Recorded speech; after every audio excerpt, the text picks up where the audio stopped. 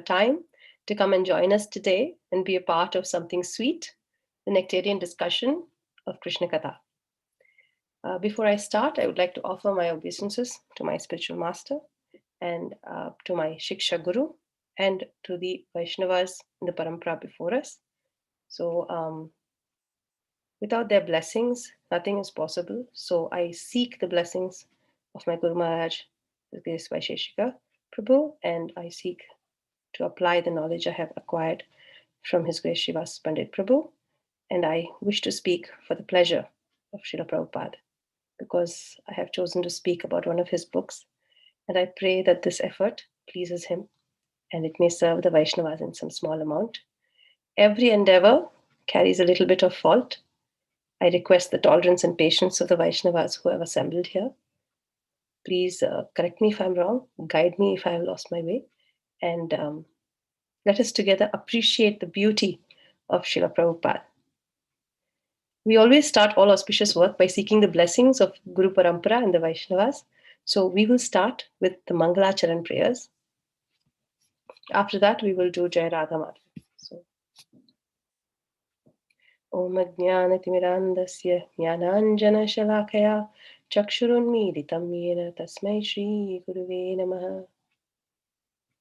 Shri Chaitanya Manobhishtam Stapitam Yena Bhutale Swayam Rupa Kadamahyam Dadati Swapadantikam.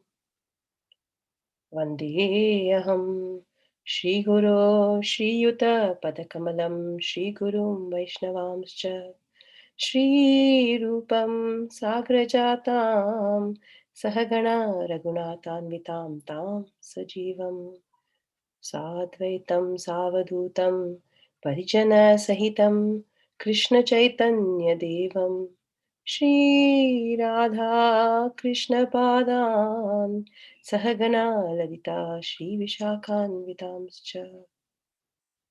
He Krishna Karuna Sindhu Deenabandho Jagatpate Gopesha Gopika Kanta Radha Kanta Namostute. Tapta Kanchana Gaurangi Radhe Vrindavaneshwari Vrishabhanu Sute Devi Pranamami Haripriye. Vancha Kalpatarubhyascha Kripa Sindhubhya eva cha Patitanam Pavanebhyo Vaishnavebhyo Namo Namaha. Jai Shri Krishna Chaitanya Prabhu Nityananda Shri Advaita Gadadhara Srivasadi Gaura Bhakta Vrinda. Hare Krishna Krishna Krishna Hare Hare Hare Rama Rama Rama Hare Hare.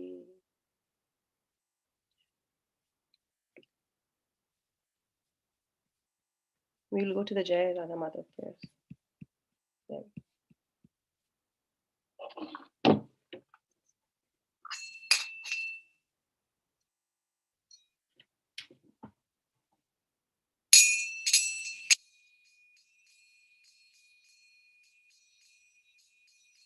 Jayo Radha Madhava Jayo Kunja Bihari Jayo Radha Madhava Jayo Kunja Bihari Jayo Gopijana Vallabha Jayo Girivaradhari Jayo Girivaradhari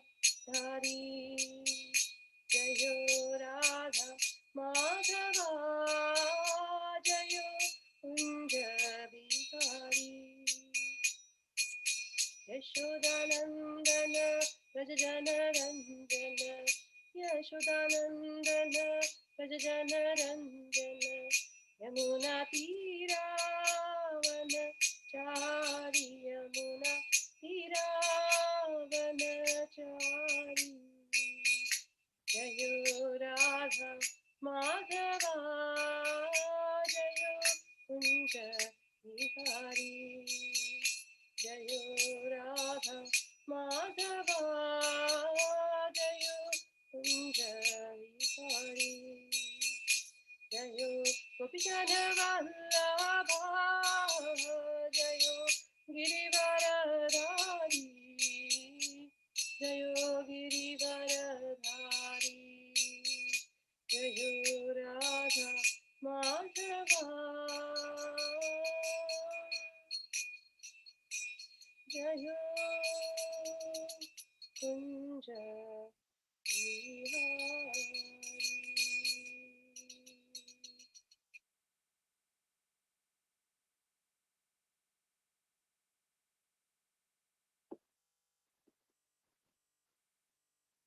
So, we are going to start this time with a very special opportunity of reading a book that I've had many opportunities to flip through.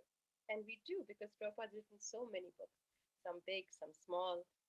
And I really wanted to read the book completely. And there's no better way to do it than being forced to do it by presenting it. And Prabhupada's written some amazing literature. We have the big stuff like the Srimad Bhagavatam, the Chaitanya Charitamrita, we have the Bhagavad-Gita, the soul searching for the people. But we sometimes forget to appreciate the small little gems that Prabhupada has left behind. And I felt like it would be a great opportunity for us to visit some of these gems and see, the exquisite beauty of each of Prabhupada's creations. He has written this book, Beyond Birth and Death, and this will be the book we'll be working on today. We will do a summary of this book, brief because actually it's very funny. It's a brief summary. It's going to take us 1.5 hours to do a brief summary of a book that takes 1 hour 40 minutes to read. So you can understand how much is in these pages. Gita, could you play the slide, please? We'll start with the first slide. Yes. So, like I said, Prabhupada has given us many gems. And we will start with this first gem that I picked up, and it's Beyond Birth and Death. The title itself gives us so much to think about. And the pictures are just a meditation in themselves. As you can see, the front page, the picture of the book shows us the changing bodies, something that we are so used to seeing. But every time we look at it, it just absorbs our imagination and our attention. The ability to realize that we are not this body is one of the basic concepts in our process. But it's something that we grow into. It's not something we actually fully realize. It takes years to understand this simple thing. Because if we've got it, then we're pretty much on our way. Prabhupada's books may look small, especially this one. It's about 54 pages, 54, 56 pages, but they're small but mighty. Everything Prabhupada says is well thought, well planned, prepared. He spent a lifetime in preparation. There's never a moment in his presence, or there's never a sentence he may say that is not worth noting, reading, and meditating on. These books are small, but extremely mighty. They pack a punch. Prabhupada's words are amazing, to say the least. But here you notice that his analogies, the stories that he gives us to help us connect with these concepts are simply accurate. They're simply perfect in themselves. If we had to read this literature without the stories, it would be very difficult for us to understand what was going on, very difficult for us to connect between the concept and the current reality in which we live. Prabhupada helps us bridge that with these analogies and stories. Each book is complete in itself, which is why I say Purnat Purnam. Prabhupada starts with the simple concepts, but he ends with explaining to us why Krishna consciousness is so very important to each and every one of us, why it is the only way that we can truly find ourselves and find our purpose. And with both of them, we will find everlasting peace and happiness. This book, Beyond Birth and Death, focuses on 2 main chapters. I figured that out by reading it. But if, unlike me, Mandasumandamatayo, you are smart, you will go into the first few pages and there you will find a small little summary that explains to you what this book is about. This book is not written by Srila Prabhupada. It was a surprise to me. This book is a collection of his words. It was made from transcripts of his lectures given in 1966. So these are not his writing, these are his words, which have been captured in print by His Grace Hayagriva Das, who edited it. And it's for us, for all posterity. An amazing little book. Let's see what it has. So let's go to the next slide. Beyond Birth and Death is split into 5 chapters. They're 5 small chapters, not extremely huge or overwhelming in any sense, but very nicely split and spread. Chapter 1 talks about we are not these bodies. So I do have the book with me because it's full of notes and I have my notes and stuff. I take great pride in saying this is not mine. This is Srila Prabhupada's. And I'm just sharing it with you. So I'm so happy to say I have to read it and note it and record it because that's how every sincere student works. And I am but a student of His grace. So let's see what Srila Prabhupada wants to tell us. So we start off with a nice verse from chapter 2. Srila Prabhupada opens up with Bhagavad-Gita 2:30. He says, Dehi nityam avadhyoyam dehe sarvasya bharata tasmat sarvani bhutani natvam sochitum arhasi. O descendant of Bharata, he who dwells in the body can never be slain. Therefore you need not grieve for any living being. I am not this body. Prabhupada says, okay, good. But do you realize this? Do you get it? He says there's so much more to this than just a concept. And Bhagavad-Gita 2:30 tells us, don't worry so much about yourself. You are not this body. You are something bigger, better, and more long-lasting.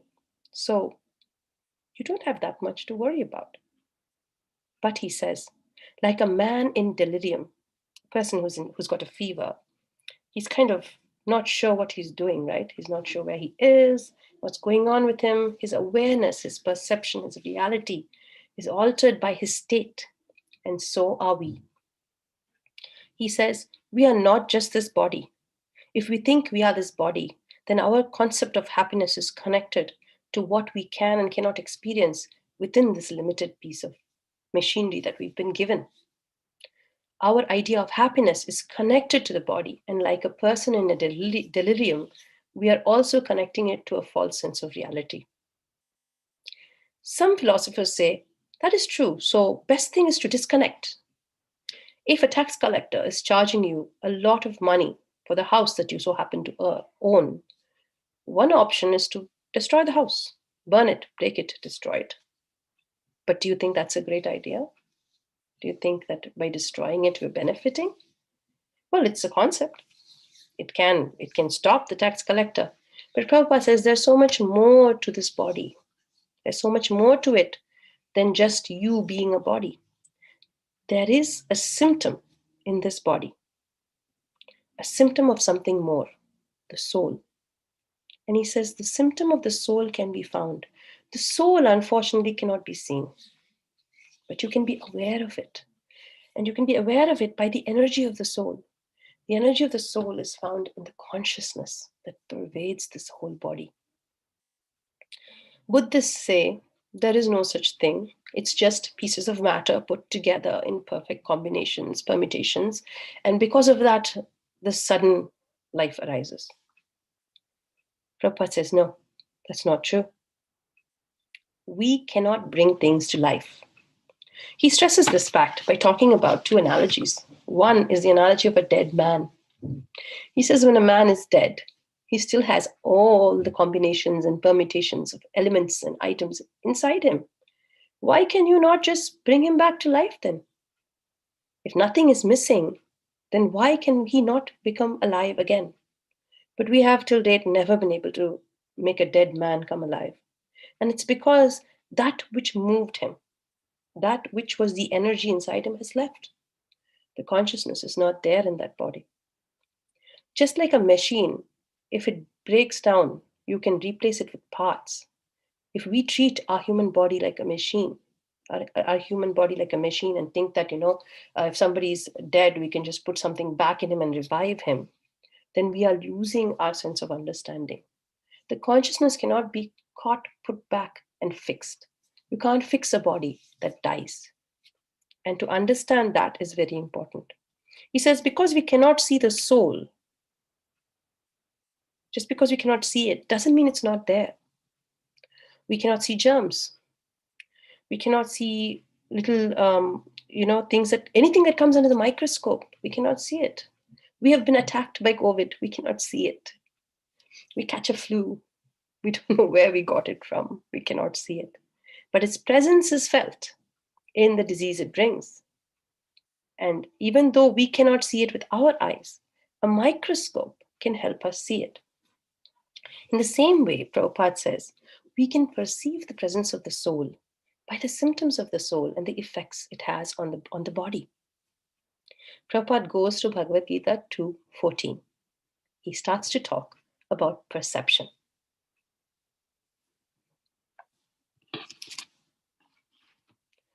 Matrasparshastu kaunteya sitoshna sukha-dukkada agamapayino nityas tam titikshasva bharata. O son of Kunti, the non-permanent appearance of happiness and distress and their disappearance in due course are like the appearance and disappearance of winter and summer seasons. They arise from sense perception, O scion of Bharata, and one must learn to tolerate them without being disturbed. What does that mean? It means that when we interact with the world around us, it's usually our senses interacting and creating these feelings that we count as good, bad, warm, cold.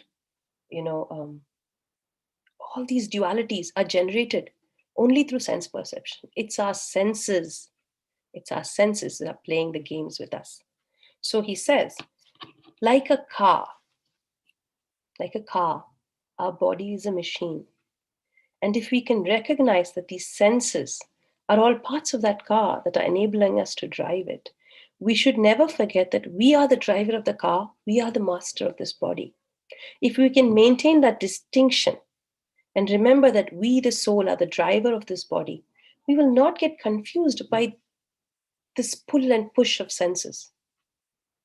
The pull and push of senses will not try to overwhelm us, and it will not drag us from one thing to another.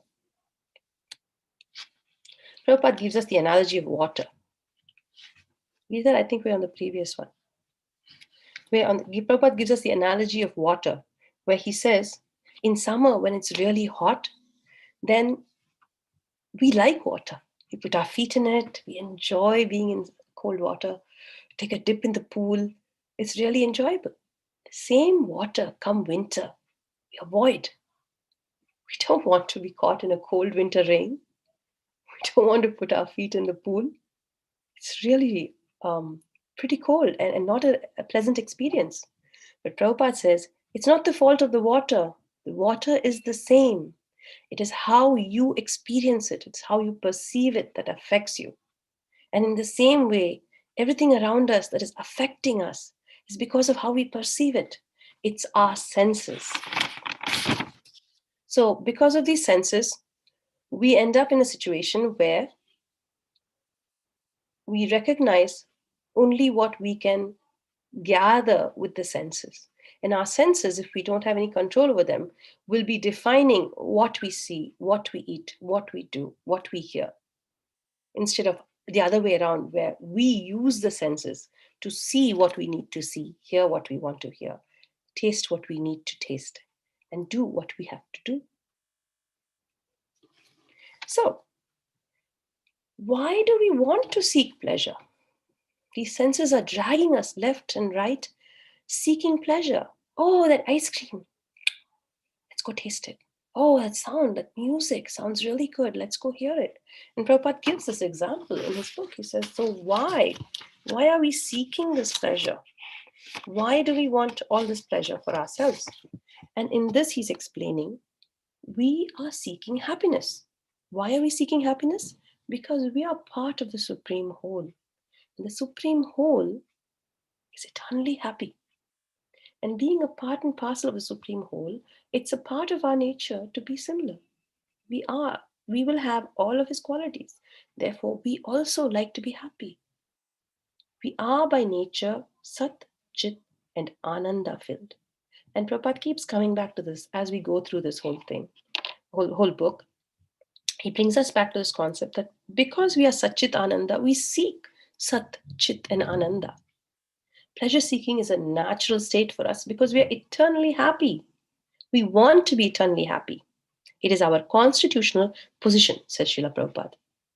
He says Krishna, Krish means the greatest, and Na meaning pleasure.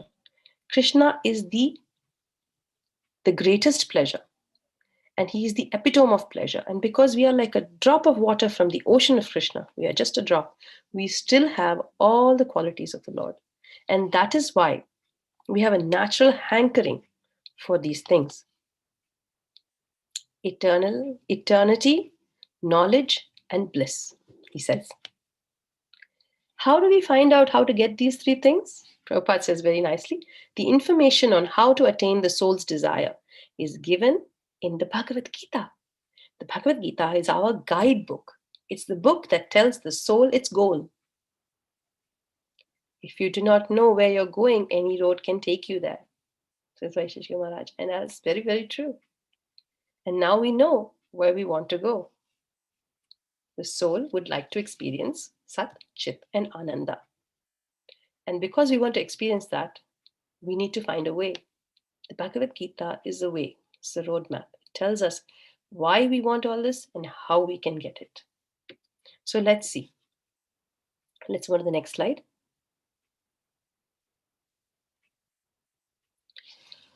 Prabhupada goes on with another point. He says Bhagavad Gita 267. Bhagavad Gita 267 tells us, in Indriyanam hi charatam yanmano nuvidhiyate tad asya harati prajnam vayur navam ivambhasi. As a strong wind sweeps away a boat on the water, even one of the roaming senses on which the mind focuses can carry away a man's intelligence. Therefore, it is imperative that we control our senses. Our senses are how we perceive the world. If our senses control everything, they control how we perceive the world. We need to be in control of the senses so we can get to the point where we can find out what is real and what is not. We can find out what truly is important to us and what is not. We can figure out what exactly we want to do and what is not relevant to us. The senses, Prabhupada explains this concept that an atomic soul creates so many big things. It can create skyscrapers and airplanes. It can create huge computers, all kinds of things. It is a natural tendency of the soul to gather knowledge and to create things that allow it to experience life. It's always in an experiencing mode. But all of this can be experienced only through the senses. And if the senses guide us, then we will be investing our time and energy in the things that the senses want. But above and beyond that is the soul, the driver. And we need to recognize as a driver, where does this karma go? Prabhupada says, bodily pleasure that we experience on a day-to-day basis is flickering and it's intoxicating. It's flickering because he says this material world is a temporary creation. And because it's temporary, everything that comes from this material world is temporary. He highlights this point again and again in the book. When we, the eternal soul, tries to take something, whatever it may be, from a temporary source, never be satisfied with the result. But if we wish to get better things, the first step in our journey is to control those senses. And Prabhupada says, one who can control the senses is called a Goswami. Go means senses and Swami mean controller. Bodily pleasure is flickering, but actual pleasure is the pleasure of the soul, says Srila Prabhupada. It's not of the body. And to figure that out, we need to be able to follow the instructions. He goes on to Bhagavad Gita 2:44-45. Let me read it to you. He says, Bhogaishvarya prasaktanam taya paharata chetasam vyavasayatmika buddhi samadhau no vidhiyate traigunya vishaya veda nishtrೈ gunabhava arjuna nirdvandvo nitya sattvatsto niryoga shema atmavan. In the minds of those who are too attached to sense enjoyment and material opulence, and who are bewildered by such things, the resolute determination for devotional service to the Supreme Lord does not take place. The Vedas deal with the subject of the three modes. So here he says, how can we understand what's going on? We first try to understand the three modes. He says the three modes are always affecting us. It's because of the interactions that we feel all these shitoshna and sukha dukkha. Everything triggers from the interactions of these three modes. And we need to be able to understand these three modes. Sense control and understanding of the three modes. That's our first starting point. Prabhupada says in every religion, we're done with this text together. So we can remove the slides whenever we're not doing it. So right now we don't need the slides. Prabhupada says that we have so many spiritual books. They come out from so many places. We have every religion has spiritual books of their own. Why does every religion have these spiritual books? And Prabhupada talks about that. He talks about the importance of these books. He says spiritual books are there to train us. They train us to find our true selves. Spiritual books are there for us to understand our true position. Spiritual books are there to restrict our bodily activities, rules and regulations. All our spiritual texts give us rules and regulations. Prabhupada calls these codes of morality. He says every religion, depending on time, place, and circumstance, has issued different rules and regulations. But the concept is always the same. It asks us to live a regulated life. It's not a free, enjoy yourself, be happy, and then we're gone. Scriptural books always try to train us. They teach us to aim for a higher goal. And Prabhupada says these codes of morality are a common thread in every religion. He says the basic principle is regulated control. And he talks about these books and brings that to mind.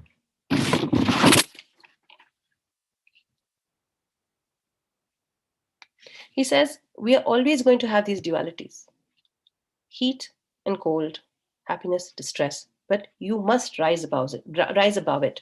He's been telling Arjuna this. And he says, go beyond the dualities to look for it. Find out what is there. If we look for our enjoyment in material life, we're not going to find it. The dualities are all triggered by this body. And if we hanker for material happiness, we end up going towards the Vedas. And the Vedas promise us certain things if we follow certain rules and regulations. And by following this promise, we end up caught in this cycle of constant repeated birth and death. We want to keep enjoying the world around us. And so Prabhupada says, when the spirit soul tries to enjoy materially, that is the mistake. Enjoyment is our birthright. It is the characteristic of a spirit soul. But to enjoy materially is where we go wrong. We also want to gather knowledge. Why is that there?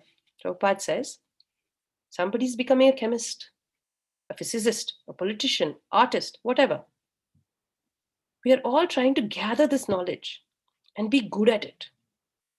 He says, everyone knows something of everything or everything of something. This is what is generally known as knowledge. But as soon as we leave this body, we have to leave all this knowledge behind. We start all over. In a previous life, you might have been a great man, you might have been a great scientist. But in this life, you're again going to start with learning your ABCs. Whatever knowledge was acquired is forgotten. So why this knowledge? What is the benefit of a temporary knowledge? He says, we are seeking knowledge, but what we are seeking is actually eternal knowledge. And this cannot be acquired by this material body. We are all seeking enjoyment from this body. That again cannot be acquired because the enjoyment we are seeking is the enjoyment of the soul. Knowledge we are seeking is the knowledge of the soul. Identification with this body, says Srila Prabhupada, is therefore a disease of the spirit soul. He talks about two examples of disease. He talks about one where you have jaundice and the other with typhoid. He gives these two examples to help us understand why he calls us diseased. He says, when you have jaundice, you try to take sugarcane juice, it tastes bitter because you are sick and you're not able to recognize the flavor of the food you're imbibing. But as your sickness gets better, we start to realize the sweetness. If you have typhoid, you cannot eat any solid food. If we break the regulation and eat it, we take the risk of losing our lives because it will cause huge problem for the body. If we really want freedom, says Srila Prabhupada, from the miseries of material existence, we must minimize our bodily demands and pleasures. He doesn't say stop it altogether. He says minimize it. Material enjoyment, he says, Srila Prabhupada, is not enjoyment at all. Real enjoyment is that which does not cease. That's a nice thought. He says, enjoyment that does not cease is what is real enjoyment. He goes on to Bhagavad-Gita 5:29. You don't have to go there. I will read it. It's okay. Bhoktaram yajna tapasam sarva loka maheshwaram sukritim sarva bhutanam nyatva mam shantim richati. A person in full consciousness of me, knowing me to be the ultimate beneficiary of all sacrifices and austerities, the supreme lord of all planets and demigods, the benefactor and well-wisher of all living entities, attains peace from the pangs of material miseries. He says, our enjoyment comes from understanding our position with this Lord. If we understand what is our constitutional position, we will not go hankering after things. We will know where we can find what we need. He gives an example of a husband and wife. He says, with a husband and wife, you will have a Purusha and a Prakriti. Here you have a husband and wife who is an enjoyer. The enjoyer is the husband, and the enjoyed is the wife, the Prakriti. And he says, even though there is an enjoyer and an enjoyed, when it comes to the enjoyment, there is no question of who gets more or less. They both partake of the enjoyment. And he uses this as an example to speak of us, the spirit soul and the Lord.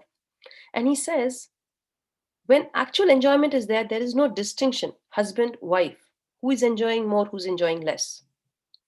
If we can understand that, then we can understand that when we connect with the Lord and we enjoy with the Lord, then both of us enjoy. There's no question of serving the Lord so that only He enjoys. There's no question of serving just us so we enjoy. It is in connection with the Lord when we both enjoy that we can find the happiness we seek. We are meant to be enjoyed by the Lord, Prakriti being the object and Purusha being the subject. If we can understand this, then we can both achieve happiness. Again, he comes back to the very beginning, 2:14, which he started. And he ends this chapter by telling us, he says, 2:14, Matrasparshastu kaunteya shitoshna sukadukada agamapayino nityastam titikshvasa bharata. He says, so understand, you must understand, this body is destructible. We will only end up with misery if we keep seeking happiness, knowledge in a temporary material landscape.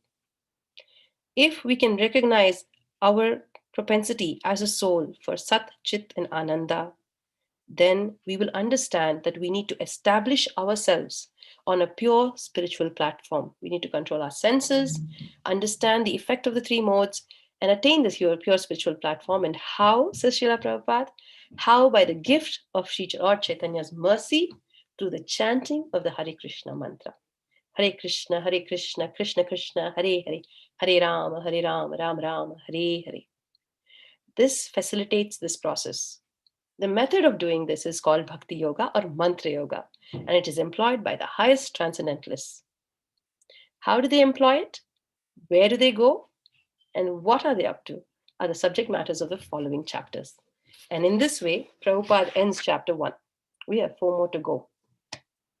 So let's see what we've covered here. It's so beautiful. I've noticed how these chapters wrap themselves up. They start at a beginning and they wrap back to the beginning. And I like that full circle that Prabhupada goes with these chapters. Or Hari Krivadas Prabhu has brought us around with these chapters. It's beautifully done. And so in the first chapter, we have seen all this. We have seen who are we? Why is it so important for us to know who we are? Who are we? We are different from this body. Why is that so important? Because if we don't recognize this, we will constantly be searching where we can get nothing, or we cannot be satisfied with what we find. But if we recognize who we are, we recognize our constitutional position, understand our needs as a soul, then we can also understand why this process of bhakti is so very important, because it guides us to make the proper connections. And through serving the Lord for his pleasure, together we both receive the pleasure we want. Chapter 2. Here we go. Chapter 2 goes into elevation at death. So at this point, we are switching out of chapter 2 chapter 2 of the Bhagavad-Gita and going into chapter 8. From here, 2 to 5 covers 8, all of the chapter 8. 2 covers 8:10 to 8:14, and it's a slow progress. Sometimes Prabhupada switches the verses to bring a momentum or to bring relevance to the concepts he's covering, but it's beautifully progressing from 8:10 all the way down to, I think, 8:24. We'll see, 8:24, 8:27. So here we are. Prabhupada now talks about transcendentalists. He says yogis. There are many types of yogis. We have Hatha Yoga, we have Jnana Yoga, Dhyana Yoga, Bhakti Yoga, names them all. He says, all these yogis, they will all attain the spiritual world. And I was thinking, whoa, all of them? He says, yeah. All of them are eligible to be transferred to the spiritual world. He says, yoga means to link up. Yoga also means to add. Add what? Add God. Prabhupada explains. At the time of death, we have to finish our process. What process? I didn't even know we were on a process. And Prabhupada says, well, you are. Didn't you just understand? You're a spirit soul. You have certain things that you're looking for, your needs. And to get there, you're on a process. And the process is very important because at the time of death, you have to perfect it. So then you're like, oh, okay. And Prabhupada's taking you along. He says, death is our final exam. At the time of death, every bit of our life will be examined. We are practicing all our lives to perfect our method at the time of death. And what is it we are perfecting? He says this ability to link up with the Lord, this process of Krishna consciousness. Just like a student who studies a 4-year degree and then writes his final exams, we will write our final exams at the time of death. He goes on to Bhagavad-Gita chapter 8, shloka 6, 8.6. Here, let me read that to you. Yam yam vapi smaran bhavam tyajatyante kalevaram tam tam evaiti kaunteya sada tat bhava bhavitaha. Whatever state of being one remembers when he quits this body, O son of Kunti, that state he will attain without fail. Prabhupada says, it's very important because we are tested at the time of death, and everything we do in this life should be used and done to strengthen our advancement. He goes to 8:10. He says, Prayanakale manasachalena bhaktya yukto yoga balena chaiva bhruvor madhye pranam aveshya samyak sattam param purusham upeti divyam. This is the process. One who at the time of death fixes his life air between his eyebrows and by the strength of yoga with undeviated mind engages himself in remembering the Supreme Lord in full devotion will certainly attain the Supreme Personality of Godhead. So, that's the clue. How should we depart at the time of death? The yogic process is what Srila Prabhupada is explaining, 8:10 to 8:14. 8:10 talks about the result of our preparation. What happens when we prepare? How should our final exam go? He says, with the strength of the yoga that we have cultivated, by adding God in our lives, applying it, by the strength of that yoga, undeviated in our thought, where we think only of the Lord, with these two, we will achieve what we are looking for. He talks about Dhyana Yoga from 8:11 to 8:12. He specifically says this is for Dhyana Yogis, meditators. And then he says, Sri Krishna speaks the following verses, 8:11 to 8:12. Yad aksharam veda vido vadanti, vishanti yad yatayo vitaraga, yad icchanto brahmacharyam, charanti tatte padam sangrahena pravakshe, sarvadvarani samyamya manohrid nirudhya cha, manohridi niritya cha, Murdhani adhaya atmana pranam astito yoga dharanam. This is a process. He says this process that he's explaining here is called pratyahara. Interesting. Pratyahara means just do the opposite. Took me some time to get it. He says, all your life, you are seeking outwards. Your eyes are seeing things, you're smelling things, you're tasting, you're feeling, touching, observing. But at the time of death, you have to go inward. And he says, pull all your senses inward at the time of death. And along with it, he brings us to the focus on the syllable Om. He says, think of God, vibrate the Om. Is this for us? No, this is for the Dhyana Yogi. He's explaining this process. He says, do all this, raise yourself to the tip of your head. Raise your spark to the tip of your head. And with this focus and concentration, you're ready to go. Go where? Anywhere. And Prabhupada says, this is the process. He says, the yogis have developed this process. When the mind is fixed within the heart and the life air is transferred to the top of the head, one attains perfection in yoga. At this point, the yogi determines where he wants to go. How does the yogi know where he wants to go? Srila Prabhupada says, of course, he knows. That's why we have books. The Vedic literatures inform the yogis of all these places that he can visit. He gives the example of a person planning to travel to America. If you're sitting somewhere else in the world and you want to go to America, what would you do? Well, of course, you'd buy tickets and pack a bag, but you'd also buy a guidebook. You'd pick up some books on the country, understand what kind of topography, where in America do I want to go? What kind of landscape is there? What kind of food? What kind of culture? The yogi does the same thing. He decides where he wants to go. He says the generally accepted method for transfer to higher planets is the practice of the meditational yoga system, the Jnana system.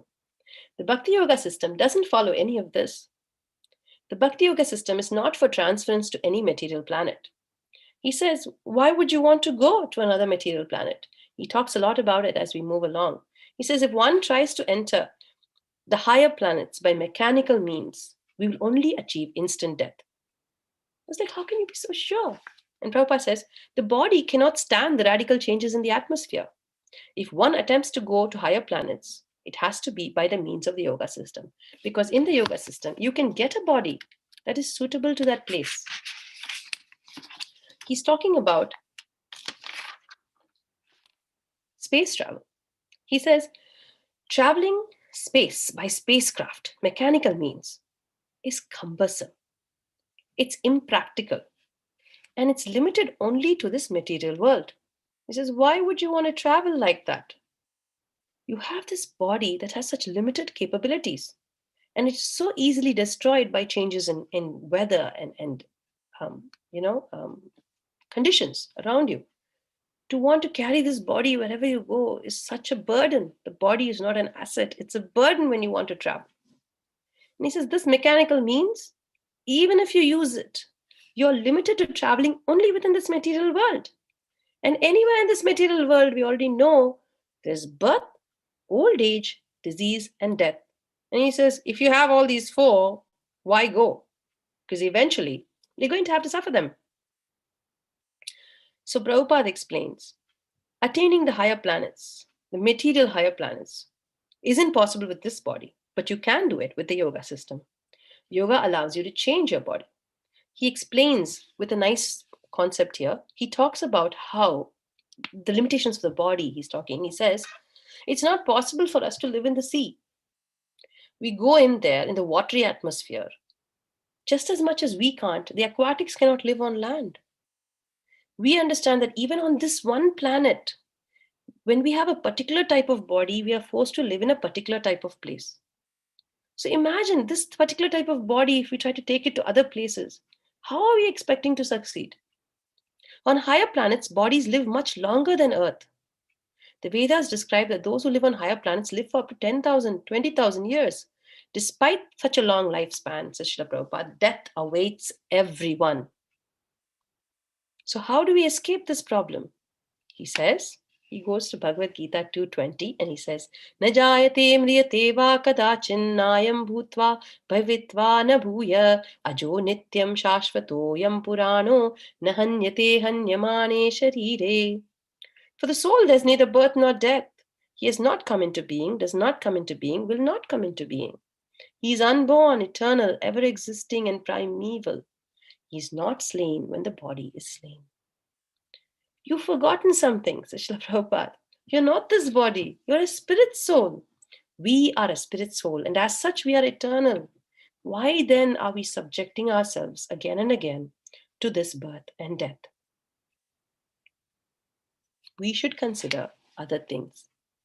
He says, the soul is such a minute spiritual spark.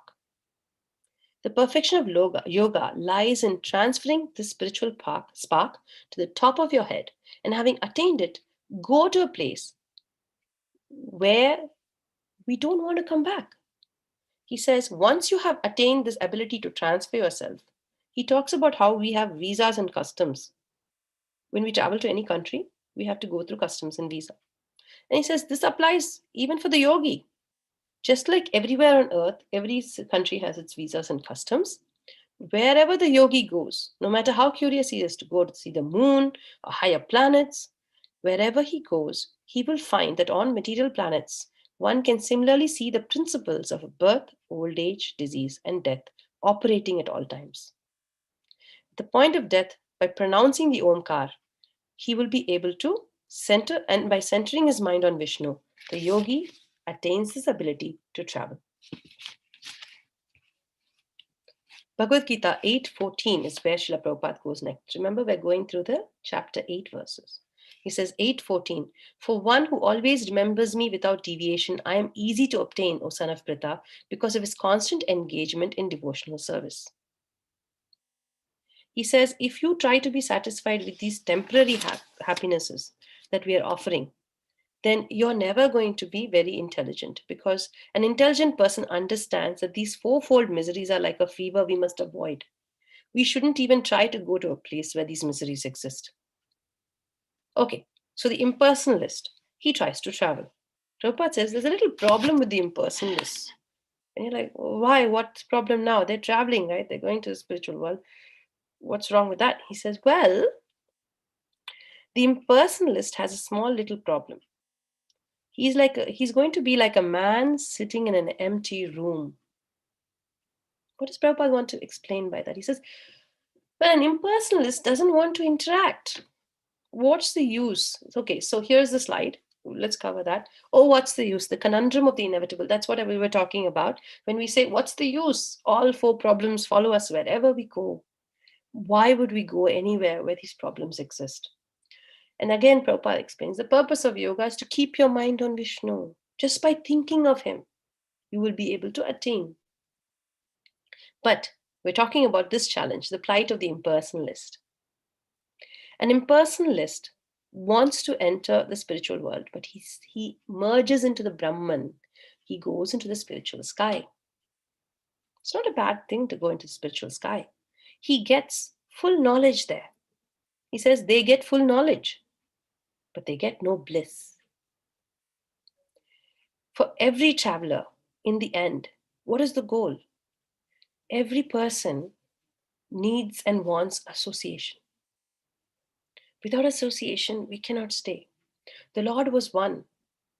He made many because he wanted to interact, because in that interaction there is pleasure.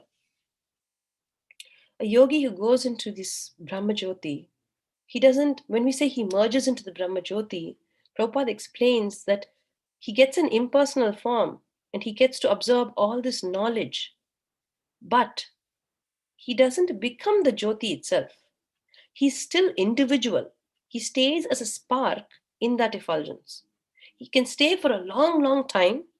He can have all this knowledge, Sat, Chit, but Ananda is missing. There's more explanation about this in chapter 12 of Bhagavad Gita if you're interested. It talks about the impersonalist whose lack of Ananda stops him from attaining the Supreme. So he goes there, he lands in the Brahmajyoti, and like this poor man sitting in an empty room, he sits there waiting and waiting. And after a point, the loneliness gets to him. Imagine being all alone in a room. For somebody in this COVID situation, you'd be like, "Well, that's wonderful. Get me out of this place and put me in a quiet place where I can just quietly focus on my things and have my space." And for how long? 2 days? 5 days? A week? A month? Imagine an eternity spent alone with no one to talk to, no one to interact with. And that is the plight of the impersonalist. The loneliness finally gets to him. And in the desire to get some association, he returns back. Because from there is no way. Entering the Brahmajyoti, there is no way to get interaction. He has neglected to serve the Lord with love and devotion. He has neglected that part. Service to the Lord with love and devotion would have got him that ananda because he would have an interaction at that point. But he overlooked it in his process. And because of that, his loneliness will ultimately drag him back. Without the pleasure, he cannot stay. Real pleasure, therefore, says Srila Prabhupada, is in Krishna consciousness. Material pleasure is just a perverted reflection. So it's very important that when we choose to travel, we should be able to choose a path that gives us Sat, Chit, and Ananda. Enjoy the real Sat, Chit, and Ananda. And only by that, we will get to a place where we can finally rest. Prabhupada talks about travel. He says even an astronaut, he gets into a vehicle and he travels in space. At some point, he will want to come and rest. He wants to land and settle. If he can't, he will always come back. Such is the plight of the impersonalist. There is nowhere to rest in the Brahmajyoti, and he will return, says Prabhupada.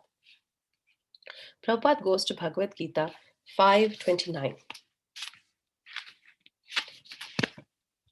Oh, he goes to Brahma Samhita 5:29. Oh, and he says, Chintamani prakarasadma shukalpa vriksha laksha vriteshu surabhir abhipalayantam lakshmi sahasra satasambhrama sevyamanam govindamadi purusham tamaham bhajami. And he explains that I worship Govinda, the primeval Lord, the first progenitor, who's tending cows, yielding all desires in abodes built with spiritual gems and surrounded by millions of purpose trees. He's always served with great reverence and affection by hundreds and thousands of goddesses of fortune. And this, says Prabhupada, is a description of Krishna Loka. The houses are made of touchstone. Whatever touchstone touches immediately turns to gold. The trees are wish-fulfilling trees, desire trees. You can get from them whatever you wish. In this world, we get mangoes from mango trees, apples from apple trees. But there, any tree can give you anything. Similarly, there's a cow called Surabhi. She will yield endless supplies of milk. The descriptions of the spiritual world are available in the Vedic scriptures. He says, material scientists, they have discovered ways to end our life faster. They have discovered ways to give us more and more sense gratification. But these 4 problems, they have not solved. They spend their time trying to solve problems that are basically irrelevant to us, problems that are unnecessary. If they would only spend some time trying to solve these 4, or actually they have, but they haven't been able to, but if they would accept that they haven't been able to solve these 4, then we can actually have an opportunity to say, this process isn't working. We need to understand what is it we need as a soul. He says those who are intelligent are concerned not with the 4 miseries of life, not concerned with these 4 miseries of life, but with elevation to spiritual planets. We do not divert our mind to other things. He says, He says, I lived in Vrindavan, now I'm in America, but this does not mean I'm out of Vrindavan. Regardless of material location, Krishna consciousness means one always lives with Krishna on his spiritual planet. Now, why is Prabhupada saying that? He's sitting here on earth. He says, no, Golok Vrindavan. One is simply waiting to give up his material body, but in his mind, he's already there, he says.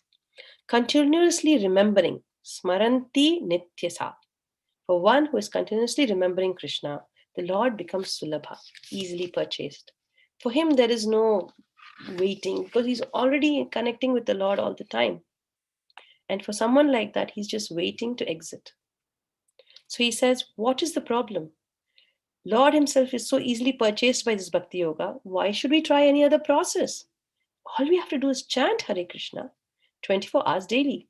There are no rules or regulations on this chanting. One can chant in the street, the subway, his home. There's no tax, there's no expense.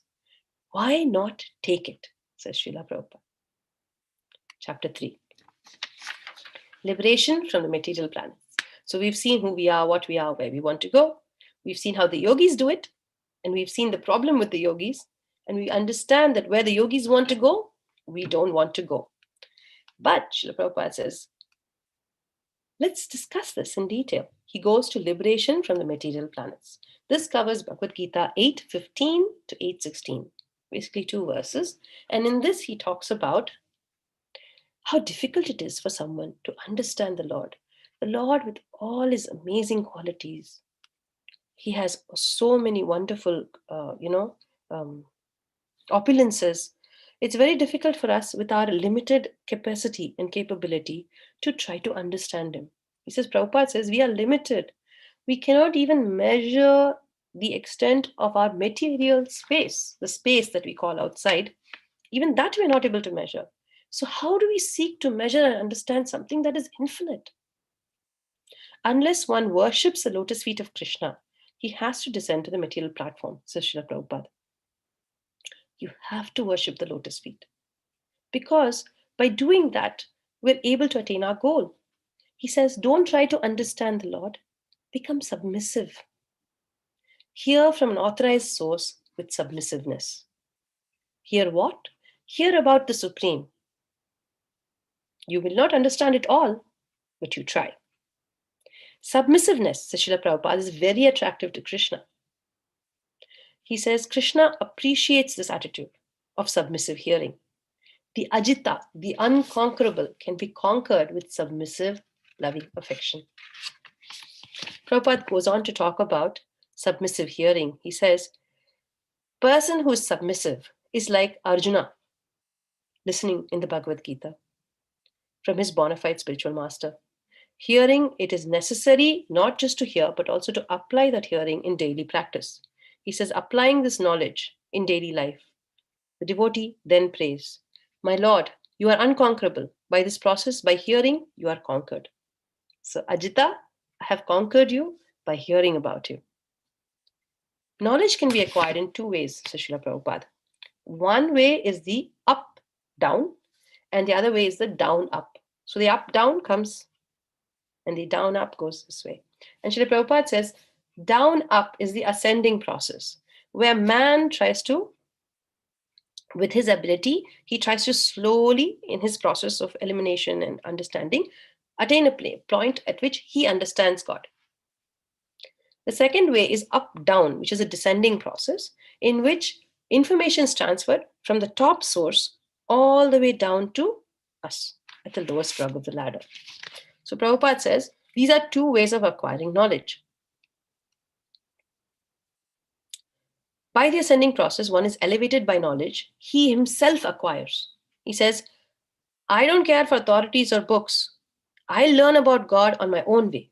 I'll meditate and philosophize, and in this way, I will understand God. This is not a good path, says Srila Prabhupada. The other one is the up-down. He says, in the up-down way, we become submissive, and we learn from a spiritual master in a proper process, proper authorized process.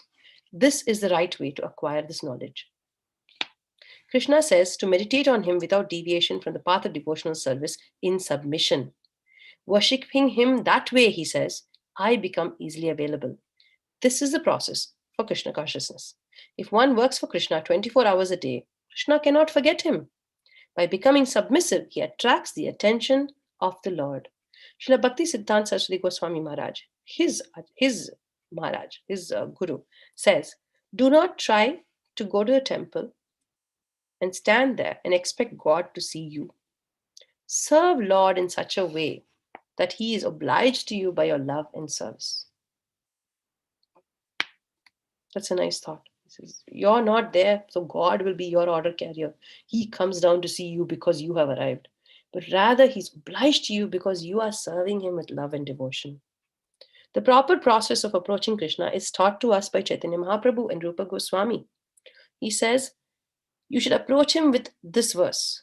Namo Mahavadanyaya Krishna Prema Pradayate Krishnaya Krishna Chaitanya Namne Gauratvase Namaha. I offer my respectful obeisances unto the Supreme Lord Sri Krishna Chaitanya, who is more magnificent than any other avatar, even Krishna himself, because he bestows freely what no one else has ever given, pure love of Krishna. He says Krishna is the reservoir of all this power, all this ability. He's the most attractive, the most beautiful, the most opulent, the most powerful, the most learned. If we just turn our attention to him and approach him, we can get everything we need. And if we live a life of serving the Lord, for one who dies in Krishna consciousness, entrance into Goloka is assured, it's guaranteed. What more do we want, he says. We will get everything and we will go back home to him. He refers to chapter 8, verse 15 by saying, Mamupetya punarjanma dukkhalayama shashvatam napnuvanti mahatmana samsiddhim paramam gati. After attaining me, the great souls who are yogis in devotion never return to this temporary world, which is full of miseries, because they have attained the highest perfection. So that is the concept here. The material world is certified, stamped, sealed, and delivered. It's certified by Krishna. He says it's dukkhalayam, never going to be happy here. Science has no power to solve our miseries. Instead, scientists take all their time and attention, and because they can't solve the real problems, they create things like atomic bombs. And they spend their time creating things that divert our minds. They make spaceships trying to travel in space with this limited destructible body of ours. They create atomic bombs by which they can destroy more and more countless innocent lives. And in this process, they distract us from the actual fact that we can't solve our problems. This material world is ashashvatam and it's dukkhalayam. Man is a rational animal, says Srila Prabhupada. Even though we cannot see the soul, even though we do not see Krishna Loka, even though all these things are not there, the solutions that are given in the Bhagavad-Gita, with these solutions, one who attains to Krishna's platform does not have to return to the world of birth and death. This is a solution that Bhagavad-Gita is giving. We can understand just by our perception that this world is full of miseries, that we are not able to get any satisfaction here. He says, instead of being the rational person that man should be, he is using his rationality to further his animalistic propensities instead of taking the effort to find out how to get liberation from this material condition. That's a pretty heavy statement. And Prabhupada explains it. He says, Krishna is explicitly telling him, come back to me and you will never be reborn to suffer these miseries again. And yet, man doesn't want to do that. What man wants to do is stay and suffer. He says, the highest perfection of life is attainable for those who will take the effort. There's a difference between Krishna and a regular, ordinary living thing. Prabhupada compares them. He says, just a second. There's a difference between Krishna and a regular person. He says, Krishna has a special quality. He is there in his own world. He's here with us, and he's also everywhere. That is something very unusual and unique to Krishna. We have to understand that Krishna descends by his own potency, and he manifests himself in a particular land. He also remains eternally where he started from, in his transcendental sphere. He says in this verse that one who comes to his abode in Vaikuntha never has to take birth in the material world. A person like that is what we want to be. And who is that person? That person is a Mahatma. It's a Mahatma who can attain God. Let's look at the qualities of a Mahatma. Gandhi used to be called a Mahatma. He's still called a Mahatma. He's Mahatma Gandhi. But Prabhupada says that's the wrong use of the term. A Mahan Atma, a Mahatma, is not somebody who does good for the general public or is a person recognized in a certain sphere. A Mahatma is a first-class Vaishnava, a Krishna conscious man. A Mahatma will utilize two things. He will utilize this human form and the resources that are available to him. And both of this he will utilize to get out of his current predicament. He is an intelligent man. He says no to the miseries of this world. He says no to the temporary happinesses that it affords. And instead, he seeks the answer, which is to elevate himself in Krishna consciousness. Modern civilization recognizes that we're having miseries. It recognizes that happiness is temporary. And in its efforts to control these problems, it chooses to drink its life away. What are our solutions? Drink, drugs, intoxication. We take an effort to forget our problems for a little while. Just like the ostrich, head in the mud, thinks that there's no enemy around to hurt it. Like that, we try to escape. Escapism is our only solution to our problems in the material world. That's why we have so much literature, so much visual imagery, reading work, audio, sound, that all relates to escaping the situation we are in on hand. The biggest example would be intoxication, which literally physically helps you escape the current situation.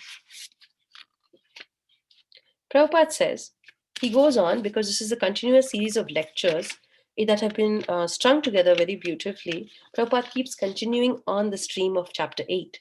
Prabhupada goes on to say, why, first of all, does man want to travel? What is this need to travel? He says, the need to travel is a tendency of the living entity. The living entity is called Sarvagata. What is Sarvagata? He says Sarvagata is one who wants to travel everywhere. So this is the reason we try to travel. Go visit Kathmandu and Timbuktu, and we're back again. We're bored and off we go. There's another trip here. I have a friend who travels like that, and I was like, she took a plane, she got down and took another small plane, and then she got down and she hiked a little bit more to reach her destination. And it's so Spartan there, like in the middle of a jungle or somewhere. And she was in ecstasy explaining the whole experience. She almost died. And I was wondering, why would you want to do all this? Well, Prabhupada explains, we're all Sarvagatas.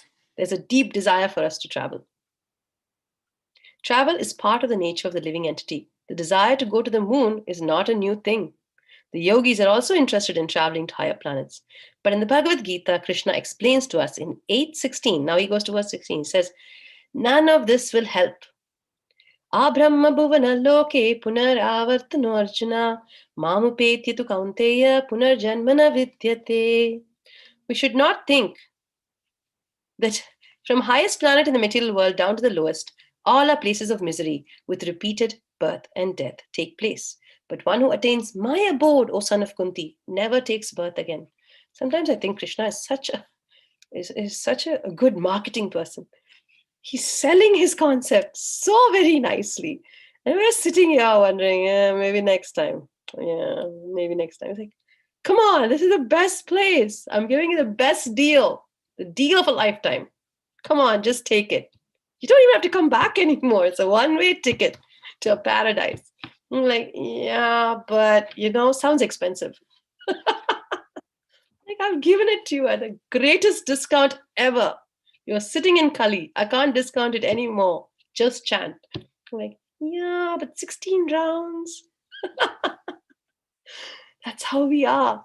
No wonder we drive him crazy sometimes. I think Krishna must be wondering what to do with us. But anyway, let's return to Srila Prabhupada and see what Prabhupada's trying to tell us.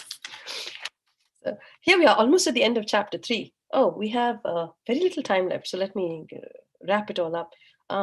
He says, very nice thoughts, Srila Prabhupada explains. He says, from the highest planet to the material world, all are places of misery with repeated birth and death. The universe is divided into higher, middle, and lower planetary systems. The Earth is a member of the middle planetary system. He says, other planets in the universe are full of living entities. So I had this note on aliens. Yes, they do exist. Aliens exist. And I'm like, what are aliens? Anybody who doesn't live on Earth is an alien for us. So as far as we're concerned, there's no need for us to take a spaceship and travel here and there. Prabhupada already told us there are lots of aliens everywhere. You don't have to try so hard. And we can't see them because of our own limitations.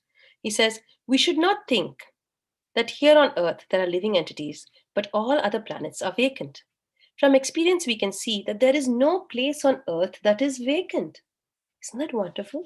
He says, if we dig deep down into the earth, we find these worms in such hot locations, deep in the center of the earth. As we go in, we still find living things. We go deep into the water where there's no light, nothing. We still find aquatics that exist there. So how is it possible, seeing all this, that we just assume and conclude that other planets have no living entities? Krishna, however, points out, Krishna is the perfect marketing man. He says, well, all that is all good, but why do you want to go there? And Krishna points out that even if we enter into those planets where great demigods reside, we are going to be subjected to death. So Krishna repeats again that upon reaching his planet, no one need to take birth again. So we should be very serious about attaining our eternal life full of bliss and knowledge. We have forgotten that this is our aim, our real self-interest. Why have we forgotten? Because we have been entrapped by material glitter. He says, he says, Krishna consciousness is not a religious formula or some spiritual recreation. It is the most important thing in our lives. We are just trapped by the glitter of the skyscrapers, the big factories, the politics. Although we know that no matter how big we build a skyscraper, no matter how great an economy, everything we build, we will have to leave here. We will not be able to live forever, and we cannot take it with us when we go. We should not spoil our energy in building mighty industries and cities to further entrap ourselves in material nature. Rather, use our energy to develop Krishna consciousness, so that after leaving this body, we can enter Krishna's spiritual planet. Chapter 4. Chapter 4, the sky beyond the universe.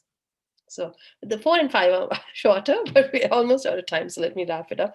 Bhagavad-Gita chapter 4, Bhagavad-Gita 8:17 to 22 is what he covers in chapter 4. The perks of being a social climber, attaining Satyaloka. So here we're talking about 17 to 20.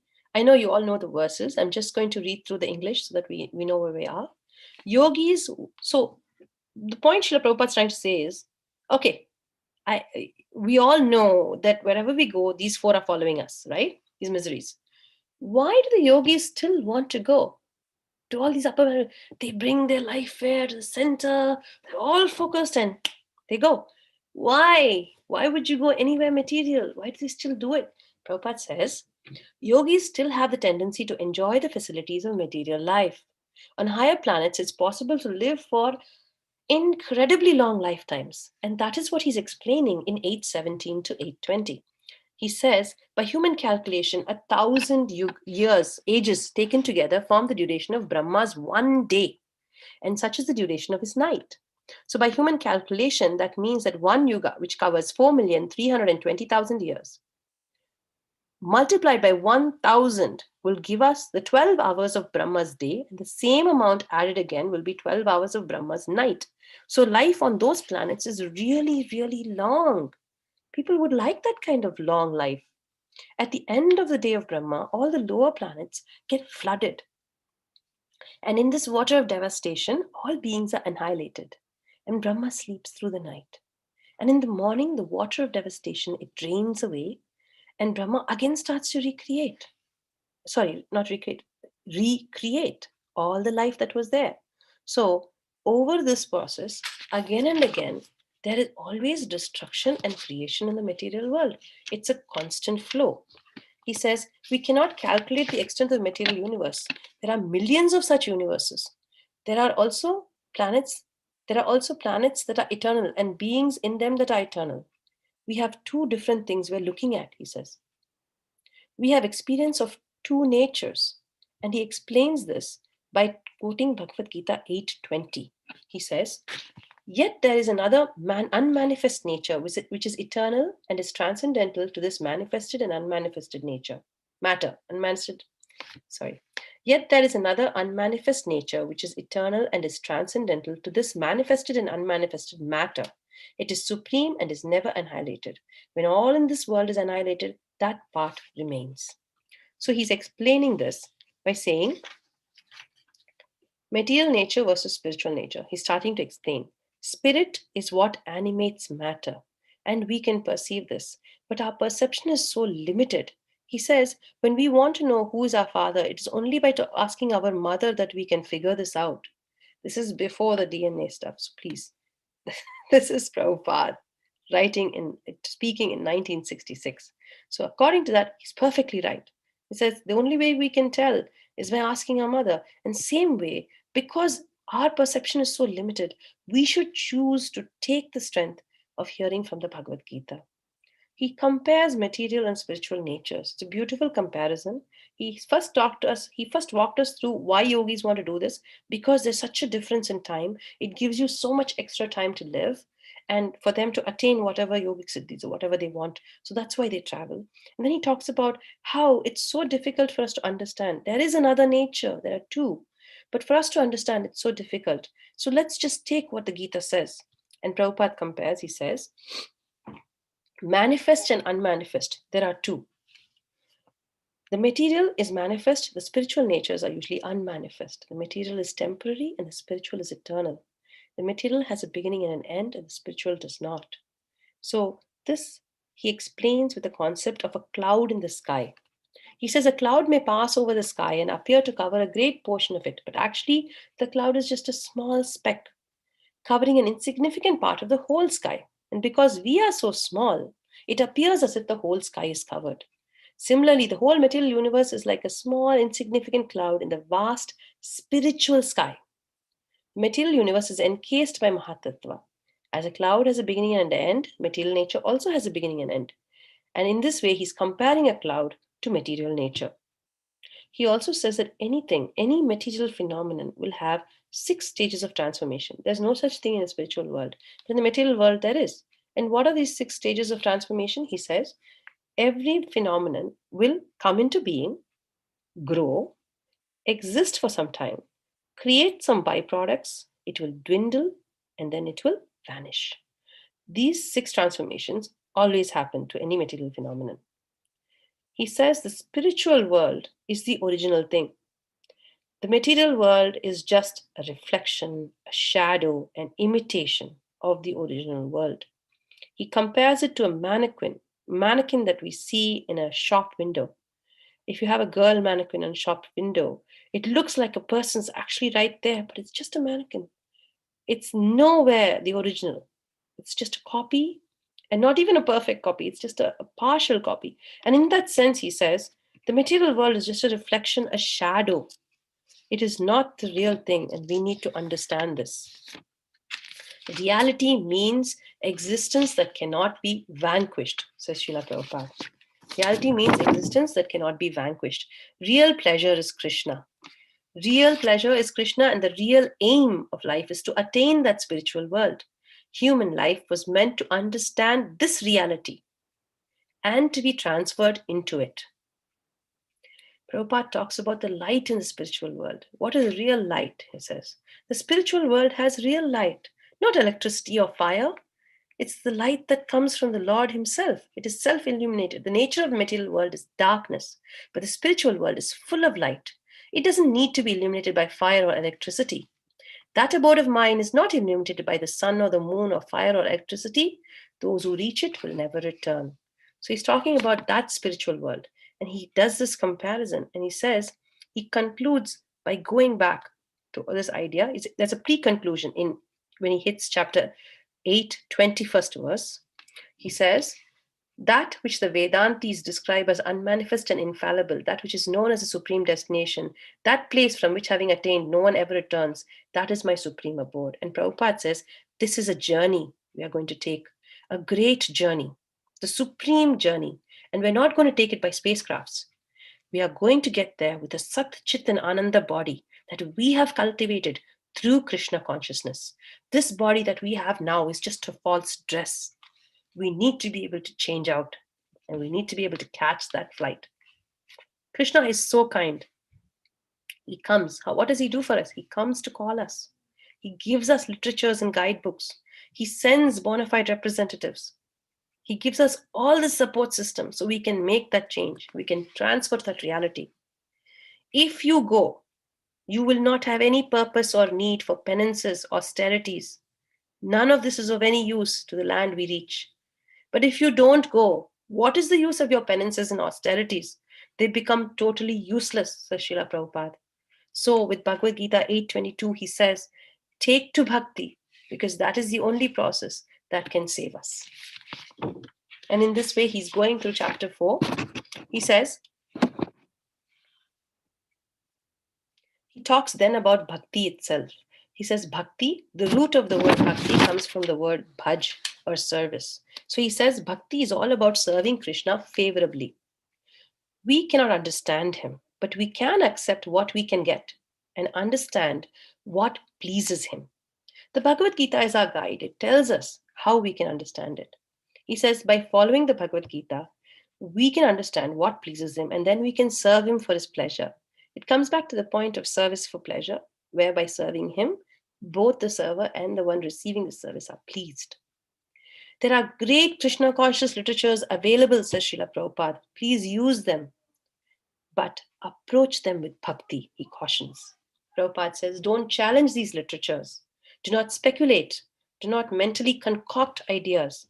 This is not the way to approach these literatures.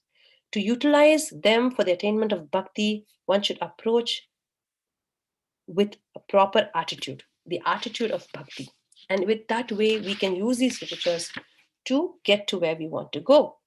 He says, the Lord is just like the sun. He's situated in one place and yet he's present all over by his rays. He's distributed everywhere. To see the Lord, we need one thing. And what is that? He says, Brahma Samhita 5:38 explains that to us. The verse talks about Premanjana Churita Bhakti Vilochanena Santa Sadeva Hridayeshu Vilokayanti Yam Shama Sundaram Achintya Gunaswarupam Govindam Adi Purusham Tamaham Bhajami. You need to have eyes smeared with the ointment of love. He says, now our eyes are covered with this material bondage. We can clean it when we start chanting the Hare Krishna Mahamantra. Even a sleeping man can be woken with sound. Maybe his other senses are switched off, but Prabhupada says sound is always open and awake. If we use the sound, the transcendental sound vibration, we can wake the sleeping consciousness and bring it to its right constitutional position. He brings Shashtakam 5 to support his point. He says, my Lord, Nanda Maharaj, O son of Nanda, your eternal servitor am I, and I have fallen somehow in this ocean of birth and death. Pick me up, please. Fix me as one atom on your lotus feet. And in this way, he says, if we qualify, God will reveal step by step, krame krame. We will understand. So he talks about the process of belief and revelation. So he says, it's not, I'm asking you to give faith, says Prabhupada, but it's not something new. When you buy a ticket to travel on a train, you have faith that the train's going to take you where you want to go, right? And why do you have that faith? You have that faith because the person driving the train, the railway station, wherever you are, it's authorized. When that place gives you a ticket, you know you're going to get where you're going. It's not blind faith I'm asking you to give, says Srila Prabhupada. We accept when something is recognized. If the company is recognized, if the company is authorized, says Srila Prabhupada, faith is created. And the Bhagavad-Gita is accepted and recognized by all classes of men. Srila Prabhupada says philosophers, scholars, everybody recognizes the Bhagavad-Gita. There is no question about it. So why won't we?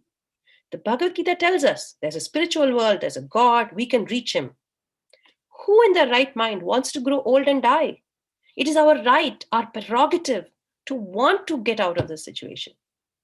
Other philosophers say that the world beyond is just void, but the Bhagavad Gita doesn't say that. We can sit and speculate for a lot of time on this, but it will give us no benefit, says Srila Prabhupada. For someone absorbed in bhakti and following this path, says Srila Prabhupada, as he wraps it up with Bhagavad Gita 18:54, he says, he will be fully satisfied in Krishna. That is the proof. Because when we serve the Lord and we follow the process properly, we want nothing else. We are fully satisfied. Prabhupada ends it with chapter 5. I'm almost out of time, so a little rushing. Sorry about that. Prabhupada ends it with chapter 5. And in chapter 5, he comes to this point of associating with Krishna. So you've got who you are, what are your needs. Where do I need to go? How do I get there? And Prabhupada talks about all this process. At death, what happens? How are you supposed to obtain this ability to transfer yourself? And even if you do get the ability to transfer yourself, where do you want to go? What is the purpose of such abilities? And then he talks about what is it you're going to go to? He talks about the Lord himself, the land in which the Lord lives in. He talks about all this. And then he explains all the problems we are facing now. Why should we want to go, he says. And he explains that. And then he ends it up with chapter 8, as we've been going, chapter 8, 23 to 27. And what is he covering in 23 to 27? He says, some nice sweet points. He says, if the Lord has no rival, he is the supreme. If you don't acknowledge his position, you become his rival. And then you will have to go to the material prison house. So he says, those who are refusing to acknowledge that he is the leader of the spiritual planets, they take up a position in which they are rebelling. And for those who rebel and who do not acknowledge, there is the material prison house. When we want liberation, says Srila Prabhupada, he talks about 5 kinds of liberation that are possible for the people. Remember, we read about these transcendentalists who are impersonal, and then we read about others who are attaining bhakti. And he says there are different types of liberation available for one who wants it.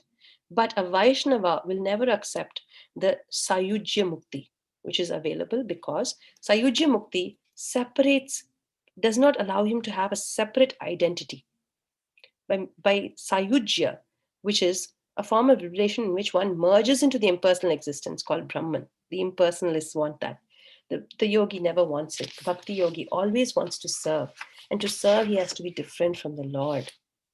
Bhagavad-Gita 8:23 to 8:27 goes on in that chapter to talk about a few things. He talks about the risk that yogis take in this practice. He's giving a little warning. First, he told the yogi, who's an impersonalist, you're going to be sitting in an empty room, buddy, and it's no fun being alone. And then he tells the yogi, oh, you're so smart and you're traveling and all that, but do you know there's another risk involved? And he chooses to share that with us. And he says, well, if you want to travel, there are a few risks involved. You need to plan your time. He says, sometimes the sun is this way, sometimes the sun is that way. And if you don't plan it just right, punaravartano, you'll be back. So remember, when you want to go, you have to plan it at a certain time. There's so many things involved, so many problems. But a bhakti yogi has no such problem. He says, bhakti yogi just serves the Lord takes care of him. The Lord and his name are non-different, says Srila Prabhupada. Just chant. By the sound vibration, we can get his association. You can chant anywhere. Remember, the Lord will keep us company, but we have to qualify for his company. And in this way, he talks to us about how Chaitanya Mahaprabhu explains through the Shikshashtakam that merely by chanting, we have all the advantages of personal association. Chanting the names of the Lord are Yuga Dharma. It is the way of realization for this age, and there is no special qualification necessary. Prabhupada wraps it up by telling us, all the scriptures have one thing in common. They're all the scriptures from all countries aim at this one goal. The purpose is to achieve the ultimate goal of life, to go back home, back to Godhead. This has been the message of all religious reformers or acharyas. In the West, for example, Lord Jesus Christ spread this message. So did Lord Buddha and Muhammad. None of them advised us to try to make our permanent settlement here in this material world. There may be small differences according to country, time, and circumstance, according to scriptural injunction. But the main principle that we are meant not for this material world, but for the spiritual world is accepted by all genuine transcendentalists. All indications for the satisfaction of our soul's innermost desire point to those worlds of Krishna that are beyond birth and death. And thus ends this beautiful little Prabhupada gem of a book that I do recommend you take some time to read. When Prabhupada speaks or writes, he's like a river. Even his pauses, his coughs, anything he does are like little cascades in the river. But when I try to transfer Prabhupada, it's like picking up buckets of water and recreating the beauty in a small little corner. It'll never be the same. It's very inadequate. But it is a small effort from my side to introduce you to some of his beautiful little gems. And if that motivates you to open this book and read, I would be very, very grateful. Thank you for tolerating my effort. I beg forgiveness for any mistakes in my endeavor. And I hope that we'll get an opportunity to cover more books like this, so we can all see what Srila Prabhupada has to say. Hare Krishna. Om Tat Sat. If anyone has reflections or questions, I'd love to take them.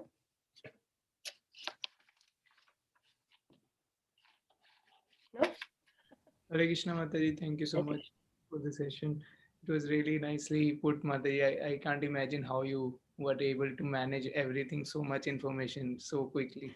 It's a lot, isn't it? It's Yeah, just a small little book, Prabhu. It goes into your pocket. You can just put it in the pocket of your bag. It's a lifetime of yeah. reading.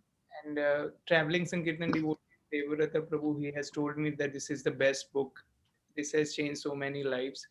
I myself have never read this, but thank you. I was always looking for this, what is in this book. So, I felt the same thing, Prabhu. I have distributed this book to so many people, but thank God nobody asked me, have you read it?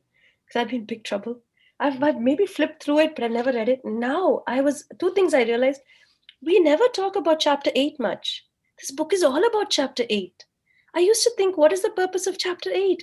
A yogi, doing all this and traveling. What does that have to do with bhakti? This is a great preaching book. It's a revelation to me. So I'm very happy I had this opportunity to read this book, and I'm motivated to go see the other ones now, see what they have to offer. I was just, thank you, Mataji. I was just meditating on the title of this book. Very interesting title, actually. Birth and death, Prabhupada is saying, are the real problems of this world. And the main purpose for us is to go beyond that. It's a very, very, very comprehensive and a very nice title for this book. Uh, I was just meditating. Thanks a lot for summarizing all those points in the Thank you for chapters. listening, Thank Prabhu. you. Prabhu. Haribol Mataji, you covered very nicely. Um, this is really very nice, and the more I was hearing, it was very good. Like you started with how we are not the body, then couple of important points that you made. Of course, you're repeating Srila Prabhupada, but you emphasized them. Uh, One of them was that you said a devotee who is thinking of Krishna is already kind of reached, Yeah. and the basic points, sometimes although we hear so many times, but the more I hear, the more I feel there is need to hear more, because what happens, our mind convinces the less important thing as very important, and very important thing as less important.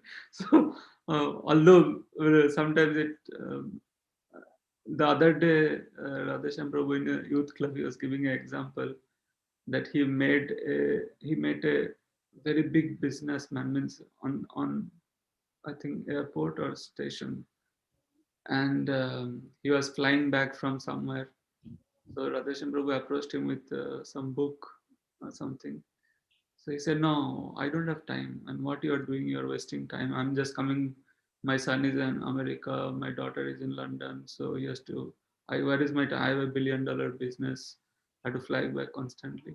So then he said that, "Okay, I don't want to disturb you, but this is a small card. I can keep with you. And whenever your time permits, you can come to temple." So just after a couple of days, Radheshyam Prabhu gets a call from this person. He said, "Radheshyamji, are you there? Can you please come in? What happened?" The Radheshyam Prabhu said, "But you said you don't have time." "No, no, I have time all the time because I got accident or something. He got a heart attack or something, about to die. So now nothing else matters. Exclusive time for you. Please come immediately." And he gave 1 or 2 hours, and then he became very He had serious. a Parikshit moment. Exactly. So although we hear it, and many of us think we know about it, but actually we don't know actually, and because our actions doesn't reflect. And so how you nicely covered that, then one thinks of. I really like that point where you said A devotee is thinking about Krishna is already there and just is waiting for. And That then was Prabhupada's thought. He said, do you think I'm not there? I've left Vrindavan. Do you think I'm not there? But I'm there. I'm always thinking of him. So in that way, he was explaining the concept. It's amazing how Srila Prabhupada can wrap things up so nicely. You know, it's the beauty of a lifetime in preparation. He was ready. So when he started, it was just so eloquent. He could just bring everything together. What will we be without Srila Prabhupada? All glories, all glories. Thank you so much. thank you, Mataji, for really presenting this book. It was very nice experience. And you mentioned at last you concluded with the holy name, and then going back to Krishna. That was such a beautiful conclusion. Really, Actually, Prabhu, when I was preparing this lecture, I was telling my daughter also, my book is full of notes. My notes are full of notes. And I was like, because it's not my lecture, it's Prabhupada. I don't feel like leaving anything out. And I don't feel like just taking it, winging it. Because I can't wing it. This is the Acharya himself speaking. And my daughter was like, well, you're representing the Acharya, right? It should be okay to keep notes. And I thought, that's true. It's not my lecture. Of course, when I'm representing somebody, I need to have all the information with me. If it's mine, then of course I can just give my lecture. So it's all Srila Prabhupada. It all very starts nice with him. presentation, Mataji. Jai. Thank you, Prabhu. Thank you for attending. Hare Krishna. Haribol, Manjula Kantha Mataji ki jai. All glory to Srila Prabhupada. Yes, Prabhu. Oh, Girija says, Srila Prabhupada mentioned that all scriptures everywhere say that we should not stay in the material world and go back to the spiritual world. Particularly, he mentioned Buddha, Mataji. My understanding is that the philosophy Buddha propounded was that there is no God and there's no other spiritual realm, rather that we attain nirvana on this world physically. That seems a little different. How can we understand this? Well, my understanding of Buddhist philosophy is not very strong, Prabhu, but the point is always the same. You can't stay here the way you are. This place, the way we are, the way we exist now, even Buddha doesn't approve. He says there's a better place, just not here. And that's what Srila Prabhupada is trying to point out. He says the philosophies may be different, their concepts may be different, but none of them approve the material world. None of them say that this is a safe place to set up permanent residence. It says not here, not like this. Because everybody is trying to attain something else. Why would every philosophy request you to attain something else if this was good enough? That should be the hint for us that this is not the place. There's somewhere else we want to go. And then we pick and choose, like Prabhupada says, see which scriptures have authority, read and try to understand what really makes sense to you. And in that process, I liked how Prabhupada is very welcoming. Even he says, all the yogis will attain the spiritual planets. They can enter the spiritual world, but they're not all made equal. Just because they enter the spiritual world, not all will attain. So he's explaining all the problems that the regular yogi has. He explains the problems of the impersonalist. And then he says the bhakti yogi is not at all bothered. Why should he? The ever-present, omnipotent, eternal, benevolent Lord cares about him. He has attained the attention of the Lord through his love and care for him. For him, nothing is impossible. None of these processes, packages are important. He has found the right way. In these big castles, there's a side suranga. We say suranga, like an underground passage. And it'll take you from outside of the city straight into the royal bedchambers or office of the magistrate, whatever. That's bhakti. You got that road. Nothing else is important. You're going to go straight home. And then everybody else who has to go through the Dwarpal, clear the gates and enter and then get processed and then enter and process. That's not for us. It might be Monday, the king won't see you. Tuesday, king is visiting. That doesn't apply to us. We're straight there where we want to go. And that's bhakti. I hope that helps, Prabhu. I think we'll wrap up with this for now. Yes. Okay. Thank you, Prabhu. Panchakalpatarubhyascha kripa sindhubhyascha patitanam pavanebhyo vaishnavebhyo namo namaha.